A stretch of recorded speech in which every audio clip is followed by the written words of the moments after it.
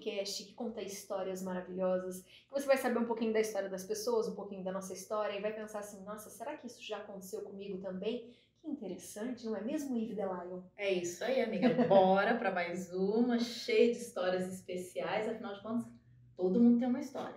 E uma história legal, hein? Tem gente que tem história muito legal. E hoje é um desses dias especiais que a gente recebe aquelas pessoas assim do coração, sabe? Os doces.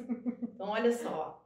Com 9 anos de idade, eu já espreitava lá um lugarzinho junto aos cursos de culinária que a mãe fazia, a dona Cleusa. Vai vendo, hein, gente? Olha só. Com 29 anos, já era chefe de cozinha, passando por vários restaurantes em São Paulo, Bahia e fora do país.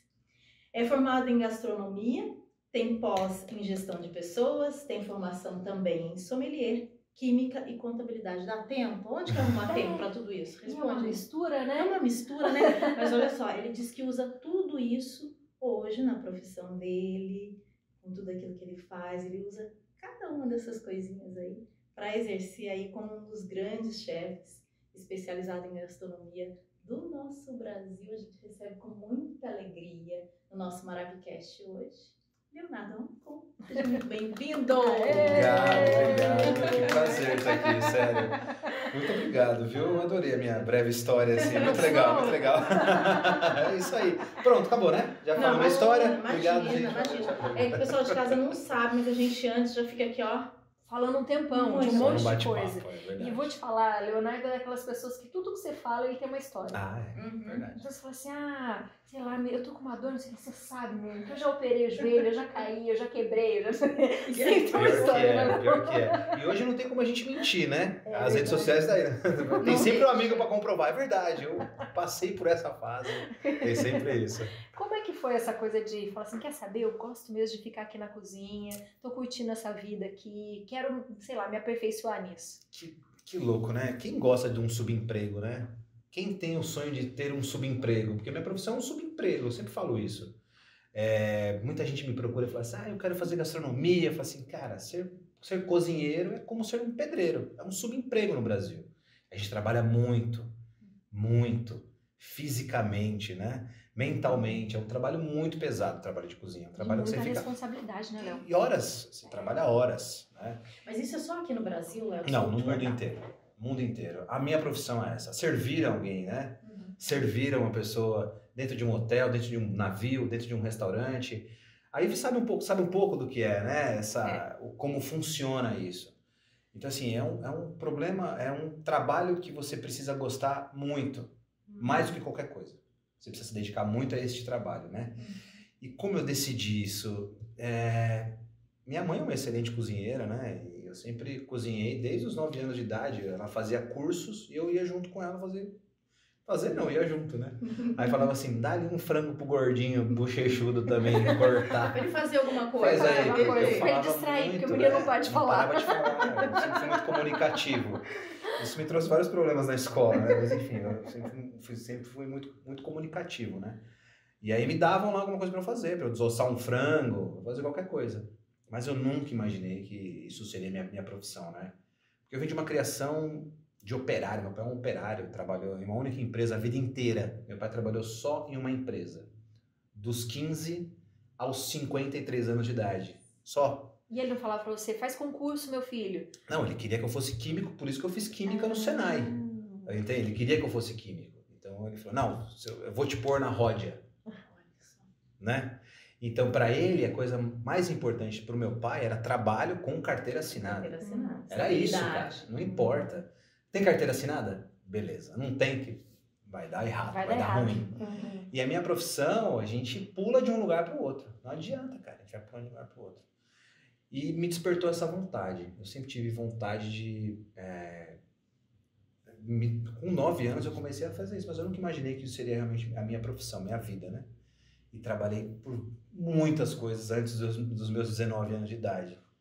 Muita coisa eu fiz. Eu trabalhei em mecânica, em injetoras reformava máquina injetora. Olha isso, máquina injetora de plástico, de metal.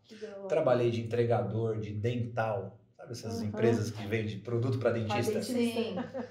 Era horrível o trabalho, era péssimo. Já trabalhou na C&A? Trabalhei na C&A, trabalhei na Wrangler, na TNG, trabalhei na Tiara Bolsas. Tiara Bolsas. Alô, Tiara Bolsas, patrocínio.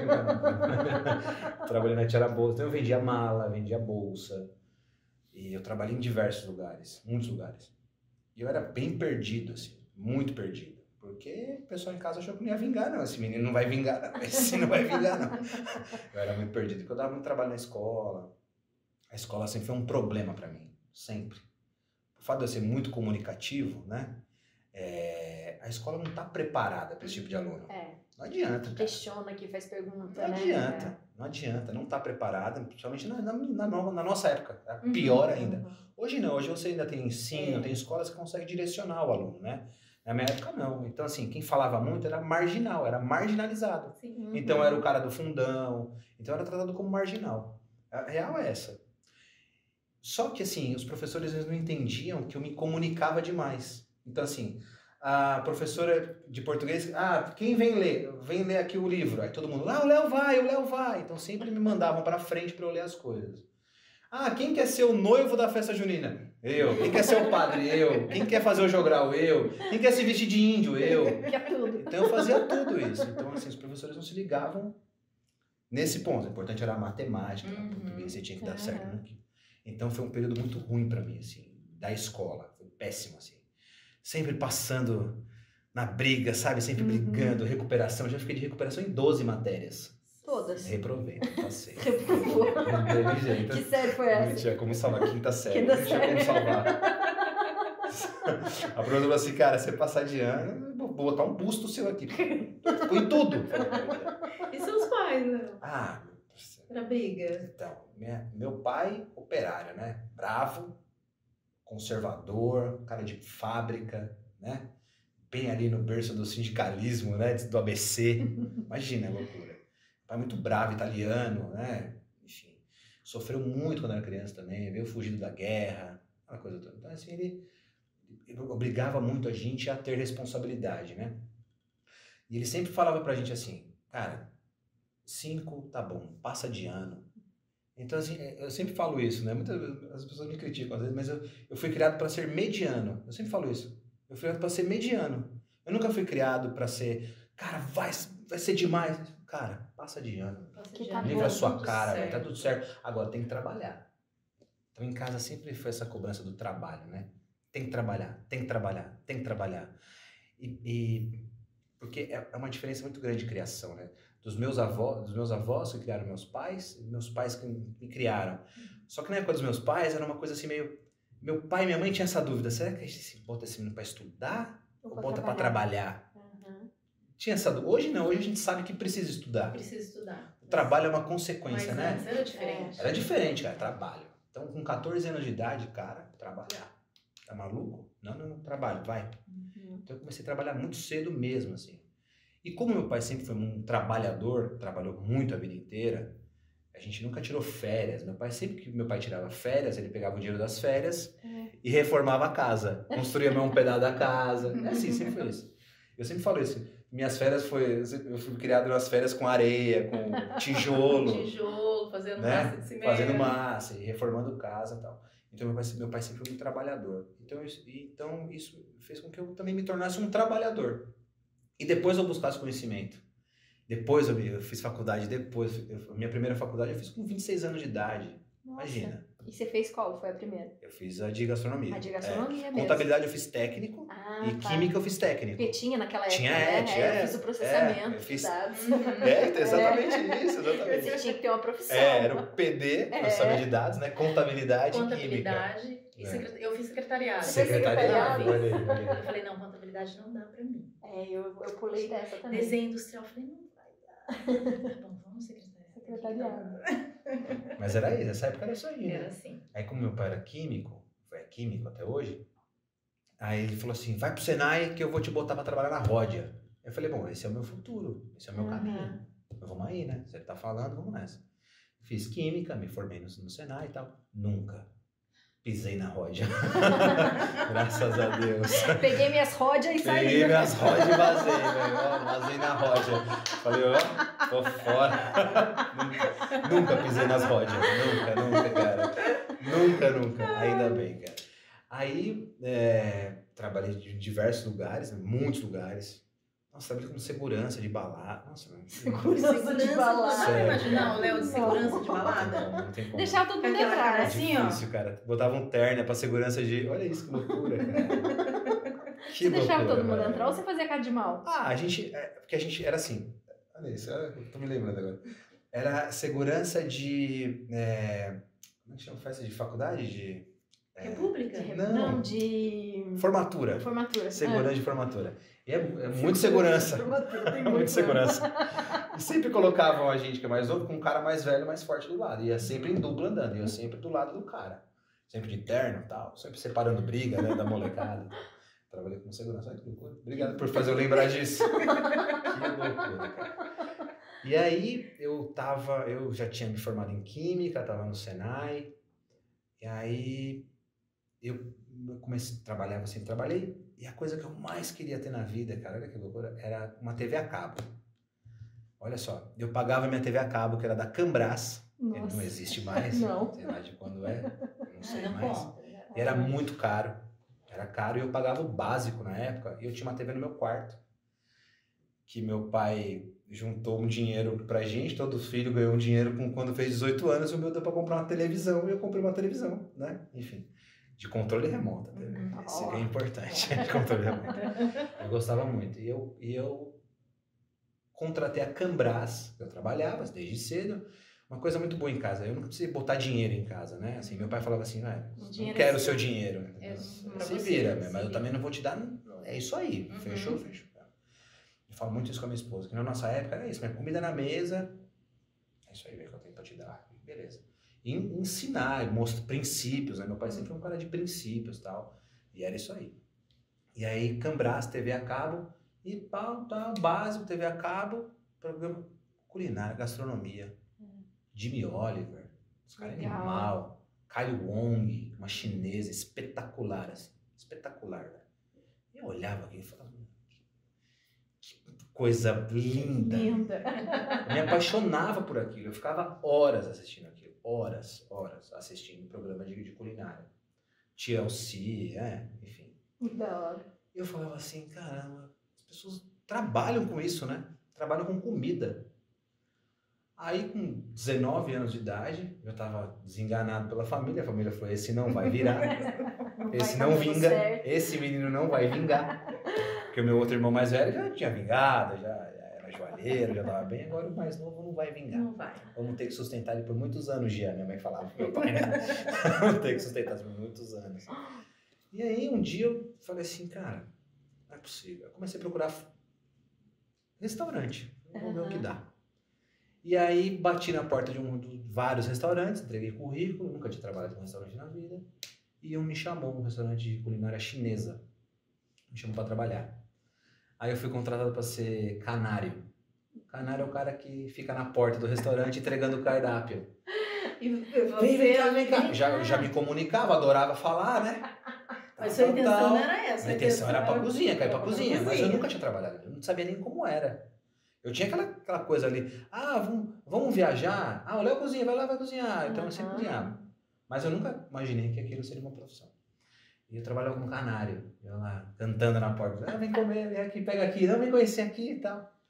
Isso eu trouxe do shopping, tá? Eu trabalhava no shopping, né? Trabalhei em loja de shopping e tal, enfim, me comunicava.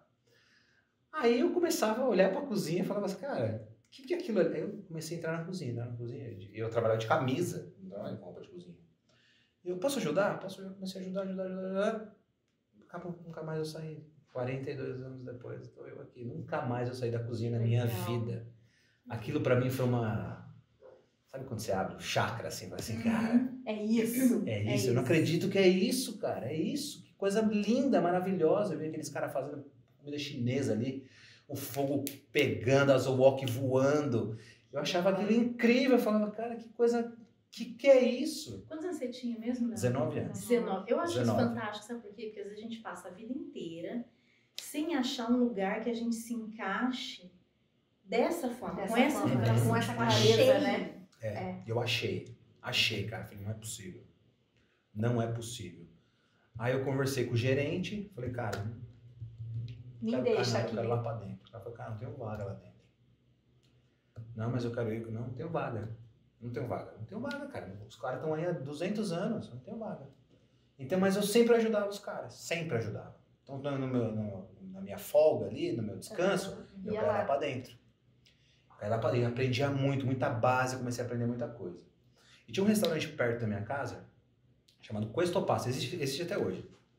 Questo Pasta, é lindo o restaurante, uma casa linda, uma cantina assim, lindo. E eu passava todo dia, eu tinha uma motinho velha, passava todo dia em frente e falava assim, um dia eu vou trabalhar nesse lugar. Aí eu cansei do restaurante, que eu não estava na cozinha, estava cantando na porta do restaurante ainda, bati na porta desse restaurante, do nada, e de cara com um cara, um chefe gigante, que infelizmente faleceu esse cara. Mas um cara muito duro, assim, muito... na época morreu porque é boa pessoa, mas o cara era dureza, humilhava a gente, enfim, um cara problemático, batia com colher na nossa cabeça, assim, queimava o braço. Cozinha é isso, cozinha tem esse tipo de assédio que é terrível, assim, terrível. Dizem que a gente cria casca dessa forma. Eu sempre fui contra isso, sempre quando eu tive minhas equipes, eu tratava de uma maneira completamente diferente. Eu fiz gestão de pessoas, aí você começa a entender o outro lado, né? Do ser humano, né? Sim. Não é só desse jeito que o ser humano funciona. Ele funciona por um tempo só, né? Na pressão. Aí chega uma hora que ele não funciona mais assim. A gente consegue tirar de uma maneira diferente, né? Aí eu dei de frente com esse cara. Um cara muito conhecido em Santo André, assim, né? Na cidade. E falei assim, pô, queria trabalhar aí e tal. Queria uma oportunidade. Aí eu falei assim, pode vir, mas não pago não, porque aprender é de graça, não sabe trabalhar aqui, aprender que é de graça, não pago R$1. Eu falei, quer saber, cara, eu vou encarar isso aí. Eu encarei, pedi demissão lá do meu trabalho e fui pra lá. Comecei a trabalhar com o cara, não sabia nada, perdido, mas trabalhando, sempre no horário, chegando no horário, correndo atrás, buscando, nada. Meu primeiro, aí ficaram com dó, eu não esqueço até hoje. Me deram um cheque de R$46, que um cliente pagou uma conta com um cheque, e o dono do restaurante falou assim, pô, a gente tá vendo seu esforço aí, né, então a gente queria te pagar um dinheiro. Eu falei, que bom, cheque, um salário, né? E o cara me deu um cheque de R$46. No primeiro mês eu trabalhei por R$46.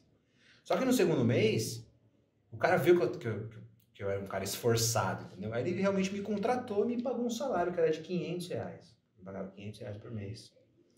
Olha só, dureza, velho. Me pagava R$500 por mês. Que me deve até hoje, né? Tá devendo ainda. Me pagaram mal sempre. Era horrível. Eu trabalhava em restaurante, você não tem ideia. Era horrível. Como jornalista é assim, eu recebia 150. Meu pai teve que ir lá cobrar, porque eu ficava 3 meses sem pagar. 150 reais por mês. Me pagavam, atrasavam demais, né? Eu tive sorte porque eu tenho minha casa, minha mãe, meu pai, né? Tinha onde tive ficar, essa sorte. Né? E meu pai nunca botou fé nesse tal de gastronomia. Ele falou, que é isso? Vai dar certo. Eu lembro que uma vez eu fui a família, né? A família assim, o Léo tá fazendo, quando eu comecei a fazer faculdade, o Léo tá fazendo gastronomia, eu achei que ia ser médico. Gastro? Ai, que ódio, o Léo, médico? Gastro, eu mexer com o estômago. Eu falei, mexer com o estômago não é diferente, né? Exatamente, né? O Léo vai ser gastro, olha só. A família até fez festa, assim, o Léo não acredita. O Léo, aquele que não ia vingar, vai ser médico? Mentira. Aquele que não ia vingar. E aí comecei a trabalhar nesse restaurante. E o cara, esse chefe, ele tava dando uma consultoria pro restaurante, né? E tava criando uma equipe para depois ir embora. Montou lá e tal. Ele gostou muito de mim, eu trabalhei alguns meses ali junto com ele. Ele me colocou como líder da cozinha. Olha que legal. Como líder. Eu trabalhava com um cozinheiro chamado Zé Gordo, cara super gente boa. E eu tinha uma vantagem sobre o Zé Gordo. Não sei nem se é uma vantagem, mas aquilo me ajudou um pouco. O Zé Gordo não sabia ler. Só que ele jamais contou isso. Espero que o Zé Gordo não veja o vídeo. Porque o Zé Gordo não sabia ler. Então, assim, o Zé Gordo recebia a comanda e ficava assim com o óculos. Porque o chefe tem que cantar a comanda pra cozinha. Ih, rapaz, ô Galego, Lê pra mim aqui que meu óculos tá ruim. E eu ficava esses caras não sabem ler. E eu comecei a me tornar um líder ali e eu cantava comando. Marcha, pá, macarrão, não sei o que. Marcha, pá. E eu acabei me tornando ali meio que um líder dessa situação, né? E fiquei bastante tempo nesse restaurante, bastante tempo. E aí eu fui buscar a formação. Aí que eu fui fazer a faculdade. Isso eu já tinha 25 anos, 24, 25 anos. Aí eu fui buscar a formação. Uma das primeiras turmas também ali na região de gastronomia, nem existia muito, tinha uma faculdade só, ali em São Paulo tinha uma outra. E eu comecei e falei, vou fazer isso aí. Só que era caro, mano. Tipo, R$800 por mês na época. Eu ganhava 500, não tinha nada. Eu tinha uma moto, vendi minha moto, peguei todo o dinheiro da minha moto, entreguei na mão do meu pai. Falei, cara, é o que eu tenho. É o que eu tenho, velho. Eu preciso fazer essa faculdade. Meu pai não sabia nem o que era. Eu falei, faculdade de quê? Você é maluco, cara? O que é isso? Tem carteira assinada? Carteira assinada? E aí ele me entregou, falou, cara... Aí eu falei, pai, tô aí, me ajuda aí, cara. Aí meu pai começou a meio que entender que... Aí ele já tinha jantar algumas vezes no restaurante, começou a entender ali todo o processo, como era. E começaram realmente a me apoiar a partir desse momento, né? Aí eu comecei a buscar a formação. Aí, como eu já trabalhava no ramo, 99% de quem faz gastronomia não trabalha no ramo, porque senão essa faculdade nem existiria. Né? É isso que eu falo. A faculdade de gastronomia ela evolui muito mais rápido do que a profissão, porque a profissão ainda continua sendo um subemprego, eu falo. Uma faculdade de gastronomia hoje em São Paulo é R$2,5. É muito cara, né? Você ganhar 1.000. Faculdade, exato, pra você ganhar pouco e para as pessoas te tratarem nada, tipo, né? Tipo assim, tá ali pra servir. As pessoas não têm noção da complexidade disso, pra você se tornar um chefe de cozinha, cara... Então, comecei com 19, me tornei um chefe com 29. Com 10 anos, cara. 10 anos de profissão, né? E aí eu fui pra faculdade, comecei pra faculdade, como eu já trabalhava no ramo. Um hotel muito, muito importante no mundo inteiro, chamado Intercontinental São Paulo, um hotel muito famoso. Ele tem só em grandes capitais. Então tem um em Milão, um em São Paulo, um em Paris, só em grandes capitais. Convidou os melhores alunos da faculdade para fazer um evento lá para ajudar como mão de obra escrava. A verdade era essa, mão de obra escrava, né? Vem aqui, como a gente não vai pagar a mão de obra, então a gente vai trazer uns alunos, né? Oportunidade. Isso aí, oportunidade da oportunidade. Né? Sim. E aí eu falei, vamos aí. Aí fui selecionado lá e fui lá fazer o evento. Comecei a trabalhar no evento, só que os meus colegas de faculdade trabalharam no evento. E eu comecei a fazer o trabalho ali, e o pessoal do hotel me tirou e falou assim, não, mas ajuda a gente aqui do hotel, nosso trabalho. Então eu comecei a trabalhar com os caras. Então eu fiz 3 dias de eventos, não fui nem com o evento. Eu comecei a trabalhar com os caras do hotel, da cozinha, com o chefe, né? Isso era em dezembro, mais ou menos. E aí o hotel, o chefe, né? Os funcionários falaram assim, cara, vou pedir pro Marcelo, que era o chefe na época, vamos tratar você como estagiário. Eu falei, pô, estagiário, eu já tava ganhando melhor no restaurante. Vou voltar pra cá como estagiário, né? Eu falei, mas eu topo, mas se o cara chamar, eu topo. Aí demorou, não chamou. Aí quando foi quase no final de janeiro, eu recebi uma proposta para trabalhar num outro hotel. E aí eu aceitei a proposta, fui lá, fui entregar a documentação, o Intercontinental entrou em contato comigo. Falou, cara, eu ia trabalhar nesse hotel como cozinheiro já. Então já era um salário melhor. Já era um salário mais ok. E o Intercontinental me chamou, falou assim, você não quer fazer um estágio com a gente? Eu falei, estágio? Mas paga o quê? Eu falei assim, paga nada, vai pagar um busão aí só. Quer fazer? Aí eu falei, quero. Porque este hotel Intercontinental ia trabalhar com um chefe de cozinha. Renomado. Então foi aí que eu comecei a entender o que era a profissão. Eu estava num restaurante pequeno em Santo André, que era uma zona, uma bagunça, uma confusão, né? E comecei a entender o que era a tal da alta gastronomia. E aí minha vida mudou a partir deste momento. O Intercontinental mudou minha vida. Aí eu viajei para vários lugares, porque eu falava um pouco de inglês na época. Então a gente recebia muito chefe gringo. Então meu chefe falava assim, Léo, cuida dos caras aí, E isso me ajudou muito. E aí eu fui conhecer o Dom de graça. Eu jantei no Dom várias vezes de graça. De graça, foi ótimo. E eu comecei a entender o que era a profissão. E aí minha vida mudou completamente, cara. Aí o Intercontinental abriu meus olhos, abriu realmente o que era a profissão. E aí foi. E foi lá que você começou, que você conheceu um monte de famoso que ia, que hospedava no hotel? Como vários, é que era isso? Vários, inúmeros. Red Hot Chili Peppers, B.B. King, Rolling Stones, time de futebol a rodo, muita gente, muita gente, presidente. As exigências, como é que eram? Tinha muito? Então, não tinha, né? É isso que eu falo, eu trabalhei em hotelaria há muito tempo, trabalhei muito tempo. É uma coisa que a gente aprende em hotelaria. Quanto mais o cara é famoso, menos trabalho o cara dá. Não trabalho nenhum. Zero trabalho. Quanto menos famoso, quanto mais trabalho dá, cara. Mais trabalho dá. Impressionante. Porque a pessoa meio que te obriga você a conhecê-la, sabe? Eu sou fulano. Assim, quando o cara fala assim, eu fulano, é igual eu na rua, a pessoa me olha e fala, sou eu, sou o Leonardo do Santa Receita. Tudo bem, sou eu. É isso. Você não errou, sou eu mesmo. Sou eu mesmo, eu aqui. Quer tirar foto comigo? A pessoa nem sabe. Não quer, não. A pessoa tá até com medo. Eu falo, não, vai tirar foto comigo, você quer isso? Pesquisa aí, ó, sou eu aí. Aí já tá a pessoa do lado pesquisando. Aí tira foto. Mas assim, quanto mais subcelebridade, né, mais trabalho dá. Cara. Impressionante. O Red Hot Chili Peppers, por exemplo, a gente já faz muitos anos isso, mas o Anthony Kiedis, né, o vocalista, ele comeu muita melancia. A gente achou isso muito estranho. Muita melancia ele comeu. Muito, porque ele falava que era incrivelmente doce a melancia. Ele comia muita melancia. Que legal. E a melancia custava R$92 na época. Eu não esqueço até hoje do valor. Chefe, olha, o cara tá comprando, custa R$92 a melancia. Né? Claro, a gente descascar, fatiar, jogava ali o hortelã, né? Chique. Mandava lá pra ele, custava R$92. Mas assim, gente muito famosa, assim. Muito. B.B. King, puta vida. Sabe? Imagina. Cara. Da hora. Porque assim, todo mundo que se hospedava e fazia grande show, Justin Bieber, todo mundo fazia grandes shows em São Paulo se hospedava no Intercontinental. Que é uma referência de hotelaria do mundo, né? Então todo mundo se hospedava lá. Presidentes do mundo inteiro, inclusive do Brasil na época. O Lula se hospedou lá uma época.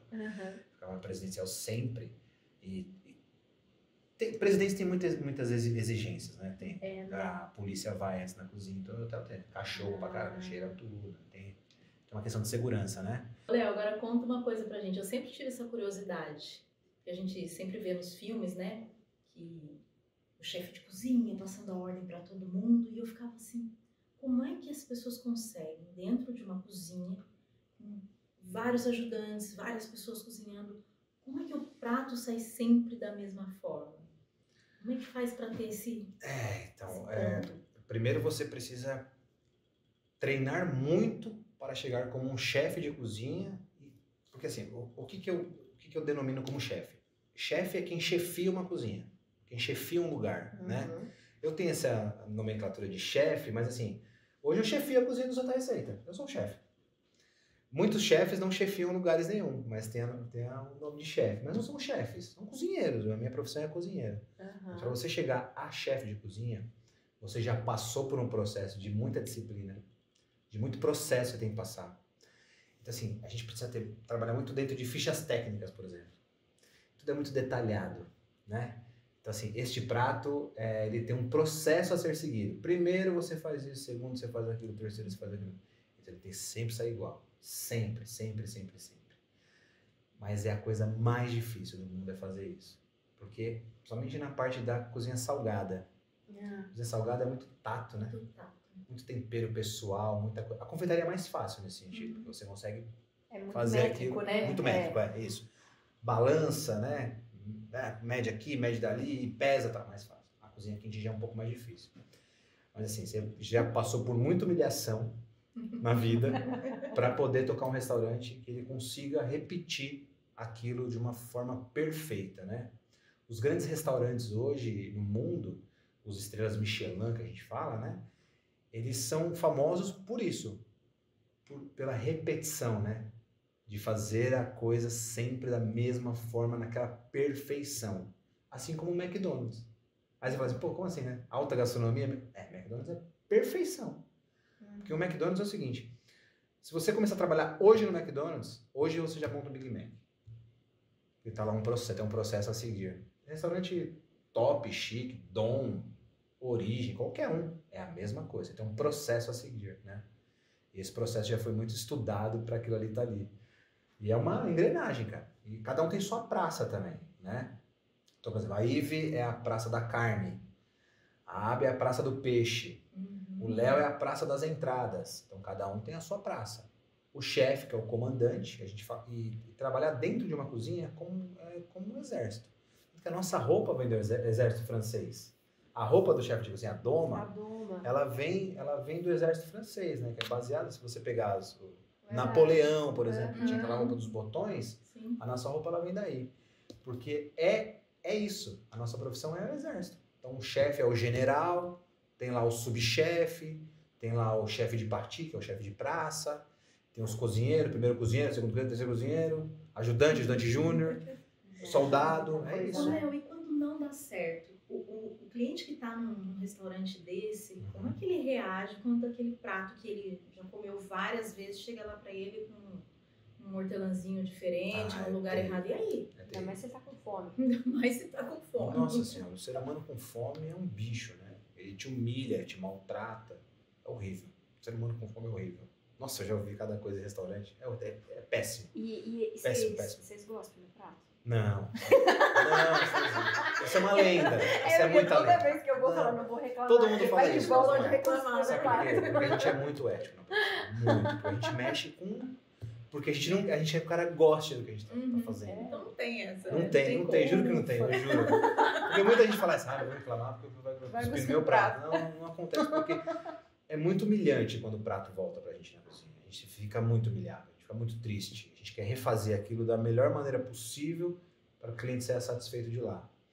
E é muito ruim isso. É igual você falou assim, quando o cliente fala assim, o fulano não tá aí hoje, né? Você fala, puta. E geralmente quem leva é o garçom, né? Quem leva é o garçom, Porque, né, o garçom que vai lá servir e às vezes ele tá bem perdido.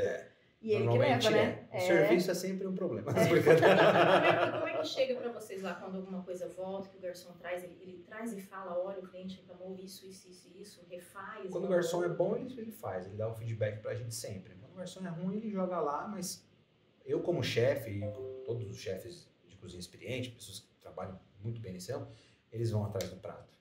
Ele sempre olha, voltou vazio, voltou vazio, esse aqui voltou cheio. Porque o fulano, vem cá. O que aconteceu? Por que voltou cheio esse prato? Não, chefe, o cliente estava cheio e não aguentou comer. Ok, aceitável. Não, é porque... Não. Fala pra ele que eu vou refazer o prato dele. Não, eu vou lá conversar com ele. Então a gente quer sempre batalhar pela perfeição. Chefe tem um ego gigantesco, né? Às vezes não muito pessoal, mas assim, de querer agradar a pessoa. Né? Sabe aquela coisa assim, não, você não vai falar mal da minha comida. Não vai. Não, mas não, você não vai falar mal. Eu vou atrás de você não vai falar mal da minha comida. Fale pra gente, carne bem passada ou mal passada? Mal passada. Porque toda vez que eu vou, é carne bem passada. Daí eu falo, gente, o chefe deve odiar. Não, mas não é um erro, não. Assim, tem coisa que a gente não consegue nem chegar ao gosto. Tem jeito. Vamos nessa. Ótimo. Mas, por exemplo, no raiz... Mas não, a experiência é uma coisa muito louca, né? Eu nunca, depois que eu me tornei chefe de cozinha, que eu tive uma independência, falei assim, este cardápio é meu, isto é meu, eu passei dessa fase. Eu não sirvo carne não cozida. Porque eu não quero ter esse problema.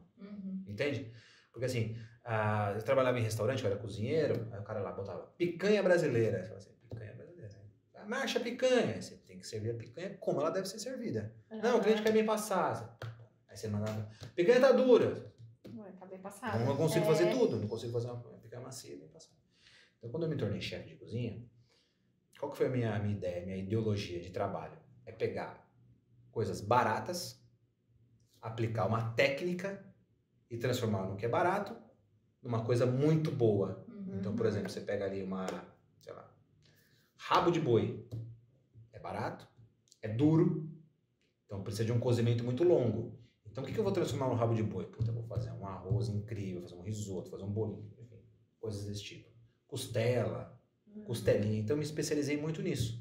Porque a experiência me mostrou que tem esse problema da carne. Uhum. O cliente às vezes quer uma carne bem passada e macia. Fala assim, não dá.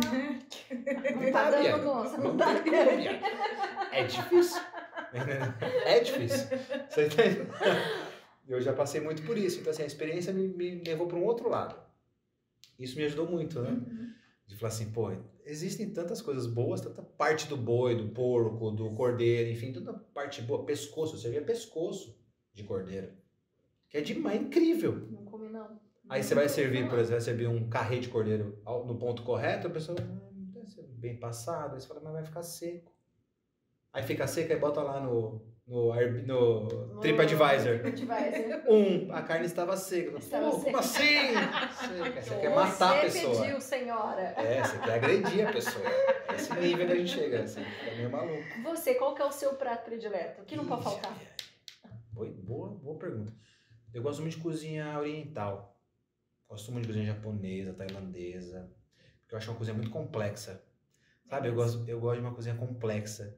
Você vê assim, quando você vai num restaurante bom japonês, restaurante bom, você fala assim, cara, olha a dedicação que esse cara fez pra me entregar um negocinho de arroz com peixe em cima. Isso é lindo, isso é poesia, fala, cara. Com o cara se goiabada, dedicou. Goiabada não, morango, cream cheese. Cream cheese não. Quando eu vou em restaurante japonês, porque tem um bom aqui na cidade. Tem um restaurante bom na cidade japonês. Eu falo pro cara, eu não quero nada com cream cheese. Zero cream cheese, cara. Eu sou alérgico. Eu não sou alérgico, mas eu falo que eu sou alérgico. Cara, eu morro. Eu falo, eu morro. Eu vou cair duro aqui se você trouxer cream cheese no meu prato. Então eles fazem separado sem cream cheese. Porque não combina. Peixe e cream cheese não combina. Não sei de onde tiraram isso. É bom. O Brasil tira umas coisas. O Brasil tira umas coisas, vou falar pra você. É o ketchup e tudo. É isso aí. Não dá, né? Não dá. Não é? Minhas filhas adoram lá o rolinho de não sei o que com morango. Não come. Não como, obrigada, não quero. Dá vontade de comer danada, mas eu não como. Eu tenho princípios, não como. E um arroz, um feijão e um ovo, vai? Ai, não tem o que é isso? Não tem coisa melhor. Né? Não tem coisa melhor. Não tem coisa melhor. Não, ó, a refeição básica mais perfeita no mundo inteiro é a brasileira. Não existe. Não existe. Arroz, feijão e um zoião. Não tem. Não bate. E na sua Lugar casa, nenhum Léo? Você costuma fazer refeições em casa? Hoje não, você tá... Hoje eu tô um pouco distante Itinerante, da família, né? Mas como eu, que é? eu cozinhei todos os dias para minhas filhas, para Juliana. Todos os dias. Todos os dias. E cozinha Tudo que da diferente. casa de chefe É comida de chefe. Assim? É comida de chefe? É chato, não mexe na minha cozinha, vaza, vai pra lá. Mas todo dia você põe aquele comidão na mesa? Põe. Todo dia. Bom, né? E eu nunca delícia. repito. Nunca repito coisa. Nunca repeti coisa. Repetia coisa. Nunca. Eu fazia mercado todo dia de manhã, comprava coisa. Que maravilha, né? Era Que bom. luxo! Elas passam bem comigo, assim, em relação à comida, assim, elas passam muito bem. Até o Jack. Até o Jack, eu faço comida pro meu cachorro todo dia. Eu faço toda semana também. Eu faço comida pro meu cachorro toda semana. Eu faço. E na sua casa, elas aprenderam com você? Já tem gente que Não. vai no mesmo caminho? Não. Não dou a chance de aprender, né? Não, tô brincando. Não, mas porque a Rafaela mais nova, quando ela era um pouco mais nova, ela tinha um pouco de vontade. Até dei uma batedeira pra ela de presente, ela até fazia coisa, gravava uns vídeos e tal. Mas ela acabou desencanando, foi pro lado do esporte. A Isabela gosta de maquiagem, unhas e cabelos, também não rola. Mas assim, eu não incentivo também não, porque é uma profissão muito difícil. É difícil. E pra mulher é pior ainda. Pra mulher deve ser bem pior, né, Léo? Pior ainda. A mulher sofre demais em cozinha, assim. Eu me admiro muito quando eu vejo grandes chefes mulheres, sendo chefes. Janaína Rueda, que é uma incrível chefe, pessoa fantástica, chefe de cozinha. Se eu sofri, ela sofreu 1000 vezes mais do que eu, com certeza. Com respeito. Com respeito, assédio, muito isso, né? problema, muito. Eu já presenciei coisas assim absurdas dentro de hotel, sabe, assédio, assim, coisas assim, ruim, nojado. A mulher sofre muito nessa profissão. Fora que é desgastante, né? O trabalho é desgastante, cansativo, muitas horas. Muito. Por isso que tem muita confeiteira mulher, né? Mas cozinha mesmo, poucas, assim, mas as que são chefes são boas mesmo, assim. Manu Bufara, por exemplo, que é uma das melhores do mundo, foi eleita há poucos meses, uma das melhores, acho que foi a melhor chefe da América Latina, que é de Curitiba, aqui do Brasil, Janaína, como eu falei, entre outras chefes mulheres, né? Mas ainda assim, muito pouco. O que é a mulher em relação ao homem. Né? O que as pessoas não têm noção que você gosta? Todo mundo fala assim, o Léo, né, gosta de cozinha, de gastronomia. Tipo umas tranqueiras, tá falando? De tranqueira, ou de coisa assim, eu gosto de, sei lá, de fazer alguma atividade que ninguém nem imagina que eu gostaria. Tem uma coisa boa. Eu joguei bocha, profissionalmente. Bocha? Conhece bocha?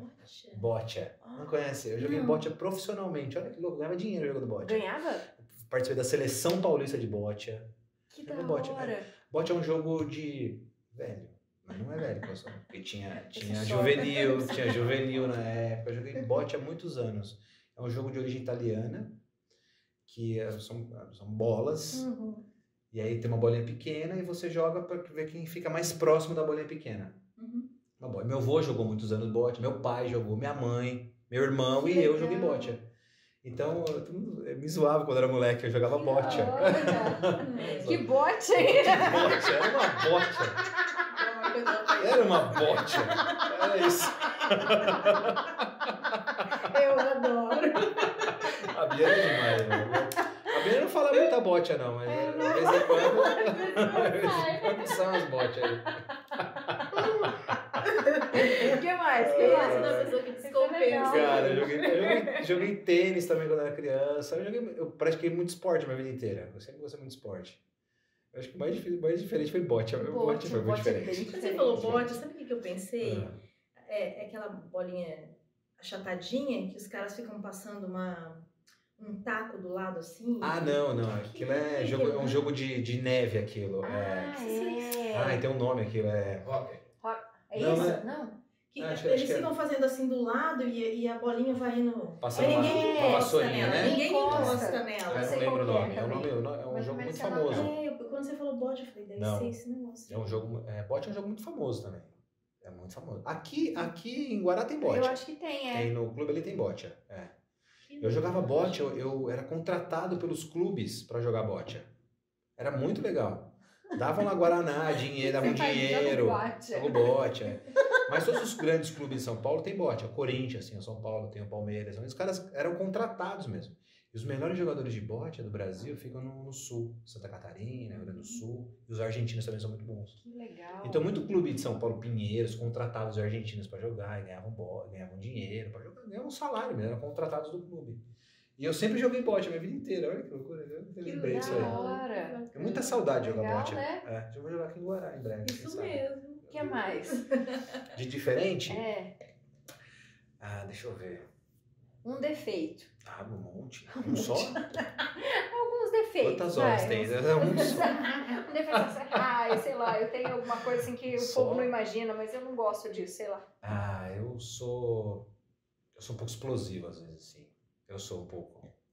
Eu me seguro muito. Era bem mais. Porque eu não parece. Era bem mais. Mas eu sou bem explosivo, assim, às vezes. Mas que hora que você explode, assim? A hora que as coisas não dão certo? Como é que é? Eu sou um pouco impaciente com não seguir as coisas, sabe? Quando as coisas começam a travar, tipo curva de rio, aí você olha pra curva e fala assim, nossa, mas isso aqui tá aqui ainda, mano. Isso aqui tá aqui ainda, a gente não resolveu, isso aqui não resolveu, isso aqui não resolveu, isso aqui não resolveu ainda, isso aqui também não resolveu ainda. Como assim? Essas coisas tem que resolver. Assim, aí pergunta, tá tudo bem? Tá tudo bem. Você tá recém, está no ar. Já tá lá assim. Tá tudo ótimo. Eu sou um pouco explosivo, assim. Sou um pouco. Eu perco a paciência bem rápido, assim.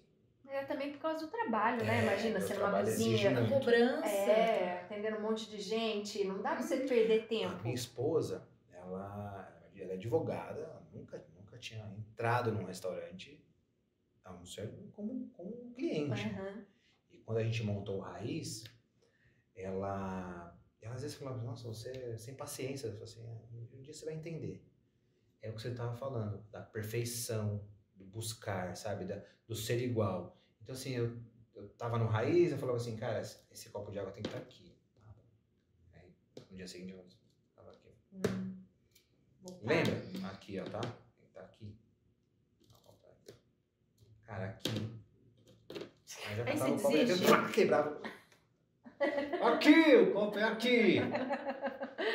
Porque, Leão, o ser humano é muito difícil. É muito eu não sei o que difícil. acontece. Você fala, é Muito. aqui. Ele... Não sei se ele quer pôr o jeitinho dele, o toquezinho dele. Ou você esquece mesmo. Não sei o que é. Eu também tenho essa dificuldade em Então, alguns eu também momentos tenho, da também vida. tenho, também tenho. Eu explodia. Eu acho assim, todo mundo que trabalhou comigo até hoje sempre fala a mesma coisa. Eu sempre fui um cara muito de boa de trabalhar, muito tranquilo, muito suave. Mas assim, a repetição do erro pra mim é um grande problema. Pra mim, assim, eu explodo de uma maneira que depois eu me arrependo pra samba. Me arrependo muito e eu peço desculpa bastante. Eu falo, cara, exagerei, mas, sabe, o erro da repetição pra mim é um problema. É um problema sério. E, cara, não é assim. O cortar caminho pra mim é um problema também. Ó, tem 10 passos, tá? O cara faz em 5 passos. Tem 10. São 10. Vai Você comer uma pulou bola aí, aqui, né? aí você come, você bota na bolsa assim, cara. Não, eu fiz passo a passo. Você fala, não fez, cara. Não fez. Isso é um problema. Mas tem muito disso também. Eu acho que isso é um pouco mais nas pessoas mais novas, acho que hoje em dia. Parece que as pessoas mais novas são muito mais rápidas, querem fazer as coisas muito mais rápido. Aí por etapa, né? Vão pulando um monte de coisa, né? Uhum. Isso dificulta muito o nosso trabalho, assim. E não entendo de uma coisa que é básica, assim. Eu, por exemplo, eu gosto bastante de drink. Às vezes eu crio alguns drinks em casa para uma madame, sabe? Então, e aí eu tomo drink em casa, eu já fiz, eu já apresentei, eu já mostrei, eu quero chegar lá, eu quero tomar aquele drink daquele jeito. Eu ponho na boca e falo, oi? Deu outro. Não fizeram esse aqui. O que aconteceu? Daí eu vou lá, e o que aconteceu? Ah, não, sabe o que é? É que a cliente reclamou que tava muito forte. Aí eu mudei. Daí eu mudei. Aí eu falei assim, aí você já falou assim, olha, deixa eu te falar uma coisa. Se tiver o seu restaurante, se for um chefe de cozinha, porque legal, você tá aqui pra isso. Você aqui é um ajudante, você vai se tornar um chefe de cozinha. Eu tô te treinando pra isso. Eu quero que você seja um chefe de cozinha incrível, melhor do que eu. Mas quando você tiver a sua cozinha, meu amigo, você enfia o que você quiser aí dentro. Aqui é desse jeito. É isso. Porque assim, não é, a pessoa não tá fazendo por mal. Eu entendo isso às vezes. Dar uma opinião, assim, cara, ajudar, sei lá. Não, mas é que então, eu entendo o que você tá falando, mas é meu jeitinho, pode ser do meu jeitinho. Pode ser do meu jeitinho. Por falar em jeitinho, Léo, você já sofreu algum preconceito? Assim, quantas tatuagens você tem? Nossa, impressionante. Muito preconceito já sofri. Muito. Você sabe quantas tatuagens você tem? Não sei. Ah, se eu contar aqui é uma, né? Porque é uma história, aqui é outra. Ah, deve ter umas 12, 14, 37, tatuajão. 42. Tatuajão. Mas já sofri muito preconceito. Por quê? Muito. Como que as pessoas olhavam? Me seguem, muito. Segurança me segue direto. Até hoje. Segue até hoje. Livraria, quando eu vou em livraria, me seguem muito. Supermercado, shopping. Muito. Por causa das Por causa tatuagens. da tatuagem, Me olha muito torto às vezes. Quando eu entro em alguma loja diferente. Sempre assim, sempre tive esse preconceito. Nunca foi uma coisa que, enfim, falar que isso é um preconceito é até uma banalidade, mas já sofri muito em relação a isso. Você se sente observado, né? Me sinto observado, Uma vez eu estava num supermercado,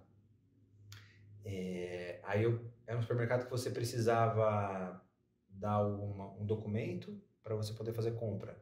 Tipo, antigamente tinha um macro da vida, que você tinha que ser associado, né? Aí você tinha que fazer isso.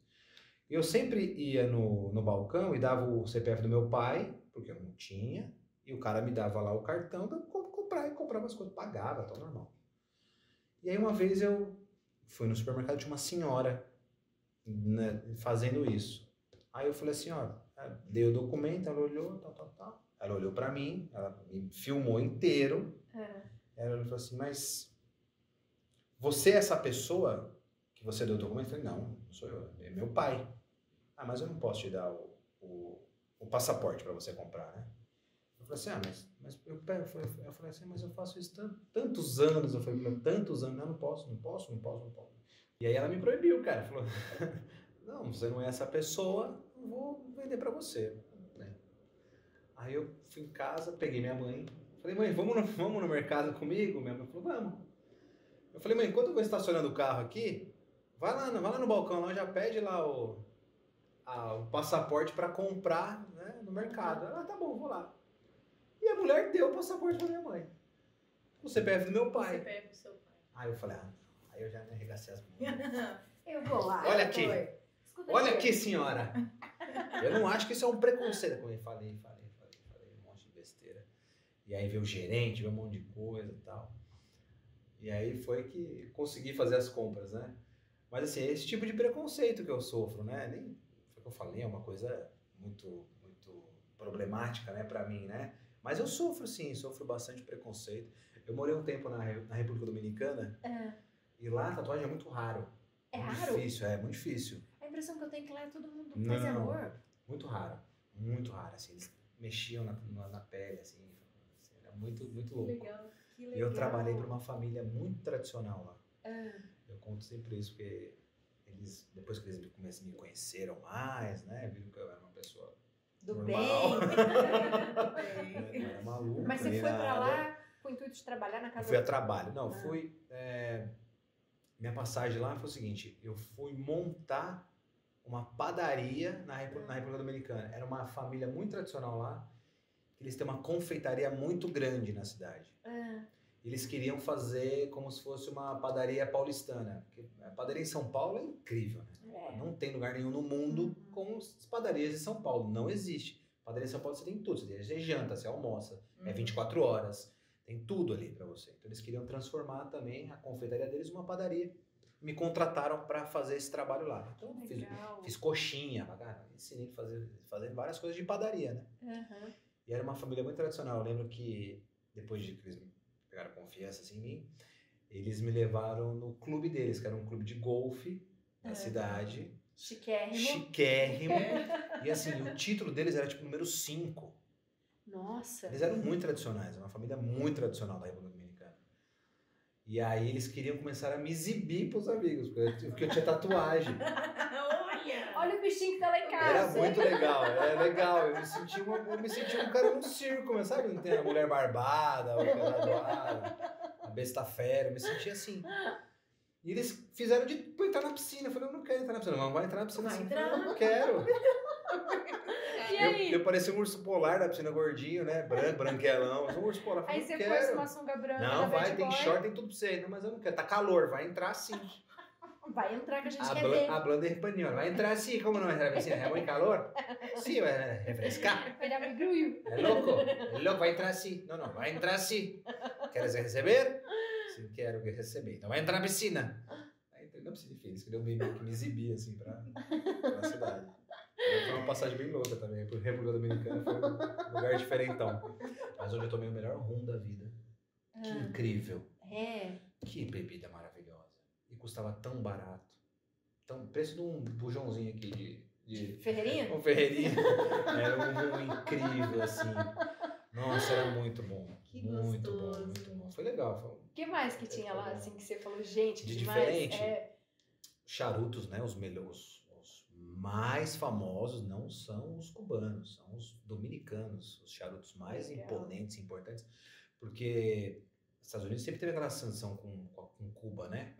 Então, o que eles faziam? Eles produziam, pegavam fumo de Cuba e produziam na República Dominicana, e a República Dominicana mandava para os Estados Unidos. Então, passou a ser os charutos mais importantes do mundo são os dominicanos, né? Não são os cubanos. Que legal. E eu também conheço Cuba, eu casei em Cuba, né? Você casou em Cuba, Casei né? em Cuba, Como é que foi? Foi muito legal. Então, como eu passei um tempo na República Dominicana, conversando com a Juliana, com minha esposa, eu falei assim, vamos casar, vamos casar não, vamos fazer festa não, vamos viajar eu e você, aí a gente vai pra uma praia linda, faz lá só um espumante, comemora, tira uma foto e beleza, casamos, beleza. Aí, vamos pra República Dominicana, eu conheço lá, sou um cara conhecido na cidade, né, vamos pro clube de golfe. Geladeira, piscininha, Falei, você tem tatuagem, então vai ser legal, a gente vai ser exibido pra todo mundo, vai ser legal, vamos chegar como rei na cidade. Beleza, aí comecei a ver passagem e tal, Aí o cara fala assim, rapaz, por que você não vai pra Cuba, que é metade do preço? Quando eu escuto metade do preço, a minha vida, meu chakra, metade do preço, cara, Cuba é metade do preço. Eu falei, Cuba, vamos pra Cuba. Cuba é bonito também, e é lindo, hein? Ai, deve ser lindo, eu tenho vontade de conhecer. Lindo, lugar lindo, maravilhoso. E Cuba tem toda uma atmosfera louca, assim, né? Bem doida, né? É um povo muito pobre, mas ninguém passa fome. Então, assim, quando você chega no aeroporto de Cuba, tem uma faixa gigantesca. Aqui não tem fome, ninguém passa fome aqui. Isso é fato. Eles ganham lá um mensal por mês, uma caderneta lá, onde eles conseguem tirar a alimentação deles diária, mensal. Realmente fome ninguém passa. Mas é muita miséria. Muita miséria, muita miséria. Os lugares onde se vende a comida, onde tudo é muito racionado, né? Quando a gente foi pra lá, quando a gente casou lá, tava começando a ter a Constituição ali, estavam abrindo mais, né? Enfim, abrindo mais Cuba, então tava mais fácil, assim, né? Mas é um lugar lindo, recomendo. Muito bonito mesmo, assim. Eu fiquei em Havana e fiquei em Varadeiro. E o casamento, como eu e ela só, a gente resolveu fazer um monte de convite pra zoar, né? Fizemos, tipo, 200 convites. Vem no nosso casamento em Cuba, né? Tal, Ninguém vai vir mesmo, ninguém a vem. gente combinou. Acabaram indo 22 pessoas pro casamento. E a gente teve que fazer festa, tivemos que fazer festa, contratar hotel. Ainda bem que você tudo lá economizou também. metade da passagem. Metade da passagem, bem. mas eu não paguei nada de ninguém, não. Quer que Você vai. Você compra a sua passagem e aqui você traz a sua bebida. A sua própria bebida. Mas ficaram no mesmo hotel que a gente, acabou sendo bem divertido. E Cuba é um lugar muito bonito, muito legal, assim, pra conhecer. Que outros lugares você já esteve, assim, a trabalho, a passeio? Trabalho. Foi bem legal. A grande Sempre maioria é trabalho. trabalho. A grande maioria é trabalho. Eu morei muito tempo na Bahia. Bahia é... Bahia. Como eu gosto da Bahia. A Bahia é maravilhosa, É assim incrível, mesmo. Abiane. Incrível. Não tem lugar mais legal que a Bahia. Não existe. Que O baiano demais. é um povo Demais, né? fenomenal, assim. Eu falo que a Bahia, baiano é o brasileiro concentrado, assim. Tudo que o brasileiro tem de bom Tá lá. na Bahia é muito. Que demais. Parece Sabe essa natura, coisa? né? Sabe, a nata, sabe aquela A coisa assim? nata. O brasileiro, baiano, brasileiro, assim. Ele é muito receptivo, ele é muito divertido, ele é muito festivo, ele é muito trabalhador. O baiano trabalha muito. Né? São Paulo foi construído por baianos, por nordestinos. Esse papo de, Bahia ninguém trabalha. Não trabalha uma ova. A baiano trabalha demais. Muito. O baiano trabalha muito. Só que se diverte muito também. Então tem essa coisa, essa diferença, né? Não trabalha muito. Trabalha. O baiano trabalha demais. Porque um país é um lugar... É turismo. Sim. No turismo se trabalha muito. Restaurantes trabalham muito. Fecha. Hotelaria se trabalha demais. Então se trabalha muito, mas se divertem muito. Qualquer coisinha ali ele se diverte demais. Mas demais mesmo. Eu fui em todas as festas na Bahia possíveis e imagináveis. Eu nunca vi um lugar lavar tanto como a Bahia lava. É lavagem do Bonfim, é lavagem de Itapuã, é lavagem de Iemanjá, é lavagem do Rio Vermelho. Ele se lava lá direto. Ensaio do não sei quem, ensaio do El Chan, ensaio. O ano inteiro é festa. O ano inteiro. Mas você trabalha muito também. Trabalhei muito na Bahia. Léo, conta pra gente a culinária baiana, como é que é? É incrível, né? É muito boa. Mas assim, a comida baiana é além do dendê, né? Isso que é muito louco. A Bahia tem muitas coisas. Tem licuri, a Bahia tem diversos outros produtos, né? A mandioca, você consome muita mandioca lá. As pessoas acham que é dendê, né? Dendê. E eu caí nesse problema aí. Quando eu cheguei na Bahia, me empolguei, né? E dá-lhe dendê. Nossa, aquilo me fez um mal também. Dava uma pulseira. O quê, menina? Aquilo escorria em você. Terrível. Dendê é terrível. Prejudica. Mas depois você vai aprendendo a comer dendê, né? Aí você já nem come tanto dendê. Porque o baiano não come dendê no dia a dia dele. O dia de moqueca na Bahia é de sexta-feira. Não os outros dias. O turistão vai lá, quer comer dendê igual todo dia. Eu fui lá, cheguei lá empolgadão, mas dá-lhe dendê. Eu falei, o quê? Eu passei mal demais no começo, assim. Mas depois eu comecei a entender, né? O que é a Bahia, né? A Bahia, olha, sou muito suspeito para falar da Bahia, porque eu realmente amo a Bahia muito. Meus grandes amigos estão na Bahia. Legal. É minha segunda casa, não, é minha casa. Porque foi onde eu realmente construí uma amizade muito legal, né? Aprendi muito sobre o baiano, sobre a Bahia em si. sobre a defesa cultural. Eles são muito defensores, né, da própria cultura. Isso é assim. muito bonito. E eu sempre falava isso, eu sou paulista não tem cultura. A gente fala, como não tem cultura? Vocês têm um monte de coisa. Não, é que a gente não tem a nossa própria. A gente tem cultura do mundo todo ali, né? Mas o paulista não tem a sua própria cultura, né? O baiano não, o baiano tem a própria cultura, eles defende a própria cultura dele. Isso é muito lindo. Legal. É muito legal. Foi um período muito incrível. Eu fiquei por 5 anos lá. E foi muito, muito legal mesmo. Trabalhei em resort, em hotel, restaurantes, fiz várias outras coisas. Gente? Muita gente. Carnaval, né?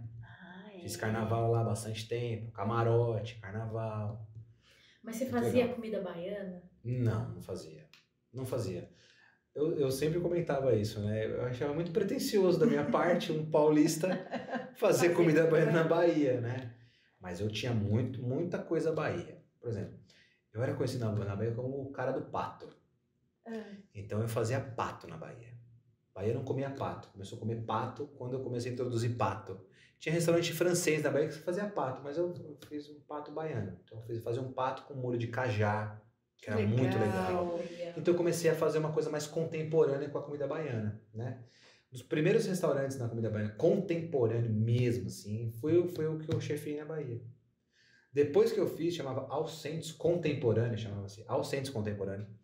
Era um restaurante onde os donos eram gringos, me entregaram, falaram, cara, top, se vira, é seu, eu não quero nem saber o que está acontecendo aqui, que tipo de comida você servir. Cara, ele chama Contemporâneo, então é seu. Então eu fui um dos primeiros chefes na Bahia, em Salvador, a fazer um restaurante de comida contemporânea. E eu mesclava coisas da Bahia com comida internacional. Que legal. Isso foi muito legal. Então eu era conhecido como cara do pato. Ah, quem é o especialista em pato? Puto, Léo, especialista em pato. Pode ir lá, que você vai comer o melhor pato, confit de pato, com molhos incríveis, diferentes, você vai comer lá, no Alcentes. Então eu fui começando a introduzir uma comida diferente na Bahia. Depois vieram outros grandes restaurantes, que hoje a gente tem um dos 50 melhores restaurantes do mundo, está em Salvador, está na Bahia, que é o Origem. Que ele sempre defende isso, que é o Fabrício e a Lisiane. Ele sempre defende isso. Bahia é mais que Dendê. É além do Dendê. Não é só o Dendê. Tem muito mais do que isso, né? E o trabalho deles lá, enfim, desse restaurante lá é maravilhoso. E eu sinto muito orgulhoso, porque eu fiz parte dessa história. A gente sempre fala, você tá em 50 aí e eu fiz parte disso. E é muito legal, porque eu desbravei muito a Bahia nesse sentido. E o restaurante que eu chefiava era um restaurante distante de Salvador ainda. Era em Vilas do Atlântico. Era em Lauro de Freitas, era divisa com Salvador. Eu morava em Salvador, mas esse restaurante contemporâneo era em Vilas do Atlântico. E era muito desbravador isso lá. Um restaurante contemporâneo, numa cidade completamente diferente, né? E aí eu comecei a ficar mais conhecido ali, mais famosinho, né? Fazer programa de rádio, gastronomia. E aí que você foi indo pra comunicação também? Aí eu fui, assim, de fato mesmo foi. Eu sempre me comuniquei, sempre falei muito, mas nunca realmente... Eu fiz teatro, né? Assim, eu me comunicava muito na escola, minha mãe já não sabia o que fazer mais comigo, aí uma vizinha falou assim, bota esse menino no teatro. Coloca ele pra fazer o Pluft, o Fantasminha. Será? Pluft, o Fantasminha. Será? Ela falou, põe no teatro esse menino aí, pai, vai dar fruto. Aí eu fiz teatro quando criança, né? E carreguei isso minha vida inteira, teatro. Até hoje eu finjo que eu cozinho, mas ninguém sabe. Eu sou um ator. Na verdade, eu sou um ator que não cozinha, né? Mas depois da Bahia você foi pra onde? Porque como é que muda a chavinha? Porque muda. Muda muito. Né? Porque antes da Bahia, eu trabalhei em Campos do Jordão. Foi Olha antes. a loucura. Eu saí do frio extremo em São Paulo, porque foi o lugar mais frio em São Paulo, Campos do Jordão. Eu nunca na minha vida dormi em Campos do Jordão sem um cobertor, nunca. Não tem condições. E eu nunca na Bahia dormi com um lençol. Então, assim, foi muito extremo pra mim. Então, de Campos do Jordão, eu fui pra Bahia. Aí eu fui ser chefe de um hotel na Bahia. Imagina. E de paladar também muda bastante. Muito, né? Demais. Muda muito. E aí você vai aprendendo, né? Paladar é aprendizado. É igual beber um vinho, tomar um gin. Você vai aprendendo. E aí você vai gravando na sua memória, né? Olha, isso aqui é licuri. Pô, isso aqui o dendê bom é esse. Esse dendê não é bom. Aí você vai aprendendo, né? Vai desbravando ali a culinária deles, né? A gastronomia local. Tem algum lugar que você gostaria de de estar, de saber mais da culinária ou alguma coisa específica? Tailândia. Assim? Tailândia. Tailândia. Você nunca foi? Nunca fui. Ah, Até esse amigo meu da Bahia, a gente tem esse sonho e ele de... A minha esposa liberou e a dele também, que a Juliana não anda de avião, né? Muito raro, ela tem muito medo. Muito raro. Só muito dopada, né? Dá muito remédio. Draminhos, aí ela vai. draminhos. E eu tenho cada vídeo dela falando... Só dopada. Então pra Cuba ela foi dopada. Dopada. Foi e voltou dopada. Foi. Aí a gente casou, foi casamos. Casamos, deu tudo certo, assina aí. Certo. E a gente já tá liberado para essa viagem. Não sei quando eu faria essa viagem, né? Enfim, legal. Acho agora difícil. Como é difícil, né? Sinto me informar. Obrigado. Muito obrigado. Mas é isso. Tailândia. Acho que Tailândia deve ser surreal, assim, a partir da gastronomia, né? Deve ser um país incrível. Eu acho que deve ser em geral, né? Aquilo deve ser regado de tudo, sabor, né? de cheiro, de muito aroma, eu acho que deve ter comida, mesmo. de coisas diferentes, né? Deve ser incrível. Deve ser uma coisa mais mesmo. maravilhosa do mundo, aquela coisa do coco, da fruta na comida, e a carne de porco, e a massa, e o peixe, e aí um curry, e aí um leite de coco, aí um coentro, e aí um manjericão. É isso, deve ser surreal. É uma alquimia, né? Pra você fazer um negócio. Você fala assim, incrível. Seu sonho é passar um tempo na Tailândia, assim, conhecer isso, uma comida tailandesa, um país bem louco, assim. Como é que você vê assim, o futuro da gastronomia? Olha aí, vou falar pra você que a profissão, os programas de televisão ajudaram bastante, ajudou muito a profissão. Muito. A valorizar, muito, né? Muito, a valorizar, muito mesmo. Mas também tem um outro lado, né? A banalizar, né? Da banalização. Então, todo mundo hoje é chefe, todo mundo hoje é confeiteiro, todo mundo é cozinheiro, né? E não é assim, né? Assim, a nossa profissão, ela tem um certo defeito, assim. Não sei se é um defeito, mas eu acho que é um pouco.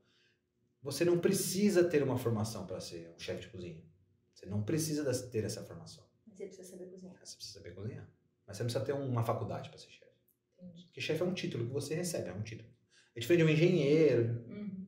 Então você não precisa. Então qualquer pessoa hoje, ela pode ser um chefe de cozinha. E isso é uma coisa um pouco que banaliza um pouco a profissão, né?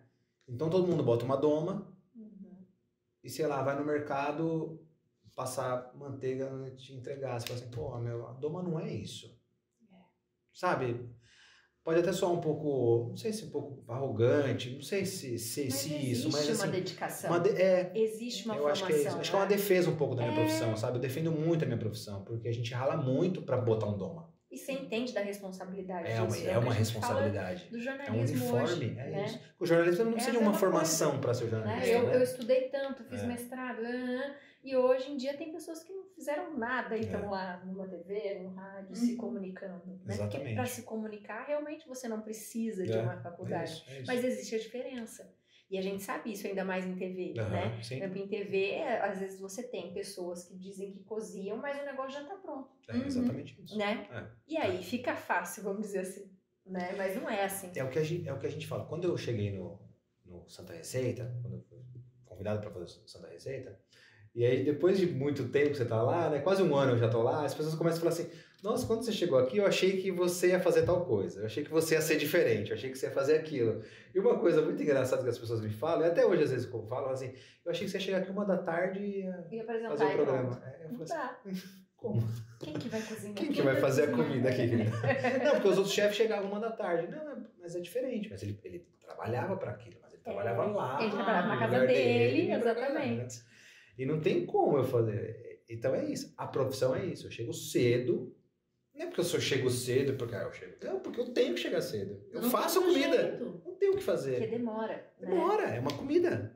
Demora pra você fazer um almoço em casa, não demora. É que as pessoas estão vendo ali no Santa Receita o que é? 10 minutos, 15 minutos? Não, e ainda a gente toma um monte de esculacho. Esse cara deve comprar tudo pronto. Deve comprar tudo pronto. Eu falo, se eu pudesse comprar, ia ser lindo. Ia ser lindo, né?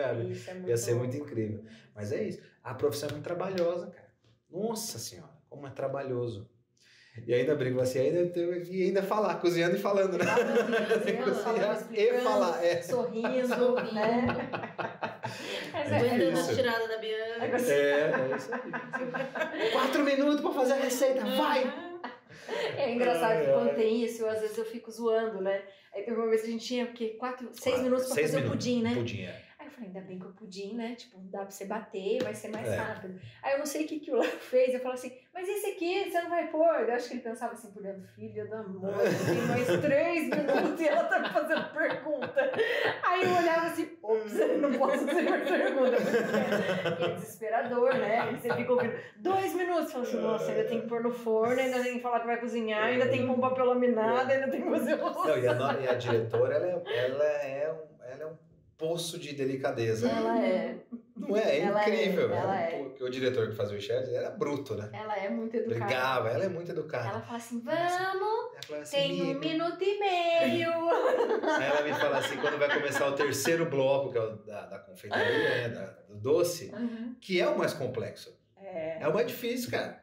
É o mais passo a passo, é chato. É o mais chato, né? É fermento. Bate o fermento. Ó, o fermento agora ficou assim. Viu? Agora você massa, enrola, fermenta de novo. Fica agora assim. É um processo. A comida quente é fácil. Pá, joga ali, tá, mistura. Temperou. Põe, assa, tira. Ó que beleza. Mas a confeitaria é complexa, né? E ela fala assim, amigo, tem 12 minutos de bloco, dá pra fazer? Aí eu falo, não dá. Eu faço o quê? Andressa, não dá. Eu falo, faço o quê? Faço o quê? Não tenho o que fazer. É claro, né? Que dá, né? Você vai fazer, eu acho que dá. Mas é muito engraçado isso. As pessoas acham que as pessoas brotam. A gente folga também, porque às vezes, quando ela fala que tem pouco tempo, é uma delícia. Aí às vezes a gente tá lá fazendo tal, ela tá quase terminando, ela fala assim, 6 minutos, a gente faz assim... Não dá pra fazer muita coisa em 6 minutos. 6 minutos dá pra fazer 2 pudins. 2 pudins. Então é muito legal isso, né? Mas é muito louco isso, porque as pessoas acham que a profissão é isso aí. Você vai assim, você vai lá e vai. Ou acho que eu tenho uma legião de ajudantes. Né? É isso, que eu meio que é uma gigantesca, enorme. Só levando coisinhas. Só fazendo coisas, né? E você experimentando. Eu experimento, não, mais sal, não. É assim, né? Passo a passo. Mas é uma coisa que eu sempre fiz questão de fazer. Porque quem vai fazer no ar sou eu. Não é o meu ajudante que vai fazer. Eu que faço. Não tem jeito. Eu tenho que fazer, eu tenho que olhar, eu tenho que ver o ponto. E eu acerto muita coisa. Por mais que eu tenha feito essa receita, eu ainda ajusto coisas. Todo dia eu ajusto coisas. Ai, que legal. Não dá. Não é tão exato, né? Não é exato. É isso, as coisas mudam. Às vezes um ovo é maior, outro é menor, a farinha tá seca. E muda muito. Mas você mudou de novo, chefe? Faz parte. Acrescenta 100 gramas de farinha pra mim nessa receita. Então, eu mudo muito. Então, se eu não tô ali e faço... Quem tá em casa não consegue fazer. Reproduzir, né? Aí fica bravo. Aí tá certo, fica bravo com razão. Nunca dá certo. Olha quanto eu não escutei isso na vida. Cara, eu faço fazer, todas dão certo. A maioria não dá certo. Por que é isso? Porque normalmente, pode até gerar uma polêmica que eu vou falar agora. Mas normalmente quem apresenta programa de gastronomia na TV não é chefe de cozinha. Nunca foi. Nunca foi um cara de cozinha. Um cara de chão de cozinha. Um cara que trabalhou em cozinha, né? Não estou criticando, achando que tá errado. Não é nada disso. Cada um faz a sua maneira as coisas, né? Mas assim, foi lá, fez... Ele esquece que quem faz aquilo é minha mãe faz aquilo. Entende? A mãe da... Sabe? É uma senhora. Então ela tem que usar o forno convencional, ela tem que usar o fogão convencional. Tem receita que eu pego e falo assim, asse por 6 horas a 100 graus. Gente, quem tem um forno que assa 100 graus em casa? Não vai ter. Não tem. Então o forno da sua casa é 160 graus, então eu tenho que modificar aquela receita. E eu faço com o maior prazer, porque eu gosto. Nada me dá mais prazer do que a pessoa falar assim, cara, eu faço a sua receita e ela dá certo. Aquilo me dá um prazer tão grande. Porque o meu trabalho não é fazer a comida ali pra Biane comer. Esse não é o meu trabalho. Meu trabalho é a pessoa. Eu quero comer. Dani, eu não gosto disso, vai comer. Dá com a pimenta pra ela. Vai comer. Tá gostoso? Tá. Mentira, é muito bom.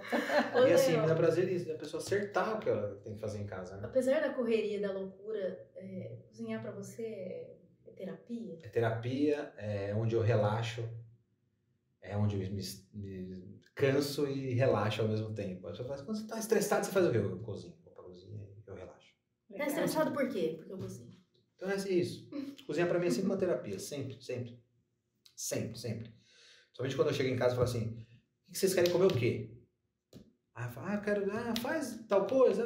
Aí eu falo, que legal. Que legal. Aí eu vou lá e me dedico, faço, compro, sabe? Legal. Certinho, tal, apresento, e elas comem aquilo, e repetem. Aquilo pra mim é incrível, cara. Então cozinhar é minha vida. Tudo que eu faço é cozinhar. E pra você, quando você prova de alguém e você não gosta, você fala? Não falo. Não? Não falo. Porque eu acho que a informação, ela custa, né? Ela custa. Eu sou um profissional. Se a pessoa chega pra mim e fala assim, e aí, o que você achou? Eu falo assim, você quer a minha opinião profissional? Você quer a minha opinião... pessoal. Tô aqui, comi sua comida, paguei, legal, boa. Eu não tô julgando a comida da pessoa, entendeu? Eu tô comendo, cara. Comi, beleza, paguei, tomei uma vinho e fui embora. Não tô ali pra julgar, mas eu falo assim, não, eu quero que você fale profissionalmente. Aí eu falo. Eu falo, melhor, tem que melhorar aqui. Se eu fizer dessa maneira é melhor, acho que facilita mais sua vida e tal. Mas eu não vou pro lugar pra julgar, assim, é muito, muito difícil. Eu chegar num lugar e... Quando a gente começa na profissão, a gente começa mais arrogante, né? O ego é maior. Quando a gente é novo, quando a gente veste o primeiro doma.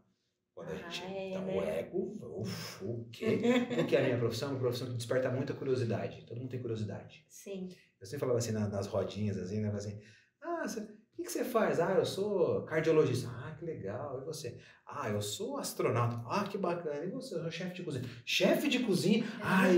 Sério? Eu também sou meio chefe de cozinha. Meu marido também é chefe de cozinha, igual você. Você fala assim, caramba, igual ele é advogado, mas também se joga lá na cozinha. Faz um risoto incrível. Então, desperta a curiosidade a minha profissão. Como é que eu faço uma carne boa? Então eu me pergunto essas coisas. Desperta um pouco isso, né? E os amigos têm coragem de falar assim, olha, eu vim jantar aqui em casa. Nunca sou convidado. Nunca. É muito triste isso. Muito triste. Não dá, mas é difícil. Como é que você atreve? Uma pizza, eu vou fazer uma lasanha aqui em casa. Pede uma pizza, tá de boa, que eu sempre falo. Mas tem que saber o lugar que pede ainda. Pede pizza? Não, eu não... Pode me convidar. Tá bom, eu vou pedir pizza, tá? Ótimo, perfeito. Eu gosto da resenha, eu gosto da resenha. O negócio é conversar. Eu gosto da resenha. Eu gosto de conversar. Mas é muito raro, sabia? É raro, né? Triste. Imagina. E as pessoas também te convidam por interesse pra você cozinhar? Muitas vezes. Né? Muitas vezes. Vem aqui, porque tem uma cozinha legal pra você cozinhar na minha casa, né? Você não sabe quanto eu já fiz isso na vida. Eu já fiz. Vamos lá em casa. Mas a pessoa te avisa, olha, que vem em casa pra você cozinhar, ou quando você chega, tá lá a carne tirada, então, assim. já cheguei muitas vezes assim, com as coisas lá. Gente, e aí, chefe? tristeza. Tô imaginando. Cara, é meu trabalho ainda, é muito louco isso, cara. Não é? Eu não chego num médico e falo assim, e aí, doutor, tô aí. Fala aí pra mim aqui. É meu trabalho, né? Mas já passei muito por isso. Muito, não consigo nem contar quantas vezes na vida já passei por isso. Olha que meio que quantas vergonha, vezes, né? As pessoas começarem a pedir coisas de ir no armário e falar assim, olha, tem isso aqui, eu não sei o que é, você faz. De pedir, assim, E eu não sei falar não sei falar não pra nada, eu vou lá e faço. Aí eu vou escutando bobagem desde quando eu saio de lá até em casa. Você não sabe falar não, que absurdo. Imagina. E aí você fala, você comeu, tava gostoso? Tava uma delícia, mas olha, você... Era isso. Sempre assim. É solamente. Aí eu também acabo começando a não ir também. Evita de sair. Evita de sair, porque acontece muito isso.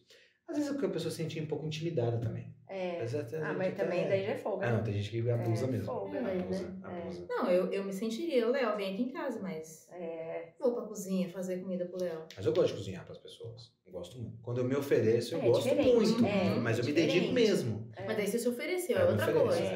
Eu gosto. Agora, quando eu chego, as coisas estão cruas, eu falo assim... E agora? O que eu faço aqui, chefe? O que eu faço aqui agora, hein? É isso, né? Nem começou ainda, né? Primeiro você abre o pacote, você rasga o pacote, descasca a cebola. Jantar, mas esperando você chegar pra fazer. Bem por aí, eu já passei assim, muito por isso. Muito por isso. Léo, toda vez que a gente conversa aqui, como a Ivy canta muito bem, a gente fala sobre músicas. Eu sei que você gosta muito de músicas.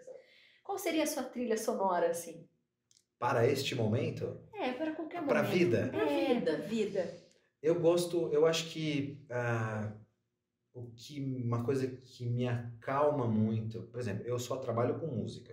Se você chegar lá na cozinha, solta a receita lá embaixo, a música o pau vai estar quebrando de música. Onde eu entro é música. E uma coisa que eu sempre falo na cozinha, cara, eu sou muito flexível pra tudo, menos pra música. Não mexa na minha caixa de som, não mexa na minha playlist. Eu não deixo.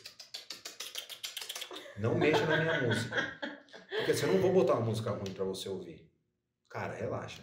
Aqui você não vai botar sertanejo, vai botar shot de nada, piseiro de nada. É legal, pagode é legal, mas aqui é a minha música, cara. Você vai escutar a minha música, que aqui é a minha cozinha. Meu lugar, é onde eu me concentro no meu trabalho, que é o meu lugar.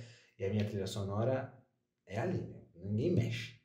E quando eu tô assim, que eu preciso muito me concentrar, pra mim é Pink Floyd. Pink Floyd pra mim é surreal, cara.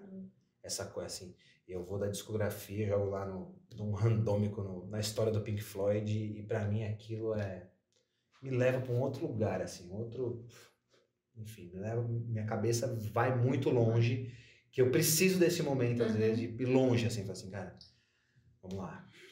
Então, de vez em quando, às vezes, quando você vai passar na cozinha, tá rolando Pink Floyd, é porque eu tô ali me concentrando mesmo no que eu tô fazendo, no que eu tô precisando fazer. Criando.